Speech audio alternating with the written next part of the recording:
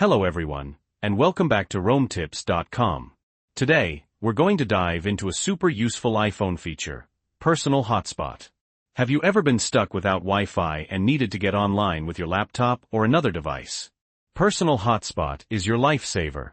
In this quick and easy guide, I'll show you exactly how to turn on and use your iPhone as a mobile hotspot. It's simpler than you think, so let's get started.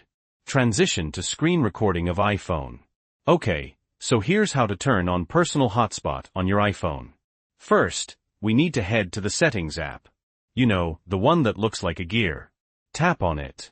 Now, look for the option that says, Personal Hotspot. It's usually located a few rows down, sometimes near the cellular settings. If you don't see it, look for Cellular, and then you'll find Personal Hotspot within those settings.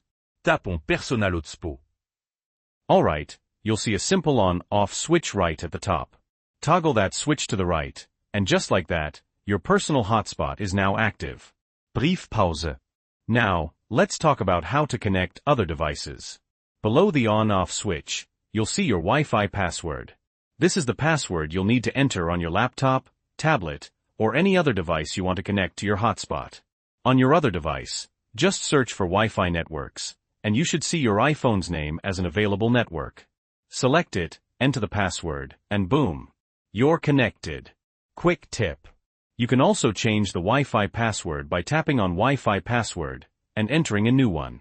This is especially useful if you want something easier to remember. Back to camera. And that's it. That's how easy it is to turn on and use Personal Hotspot on your iPhone. Now you can stay connected wherever you go. If you found this video helpful, please give it a thumbs up and subscribe to RoamTips.com for more iPhone tips and tricks. Let me know in the comments if you have any questions about Personal Hotspot or anything else iPhone related.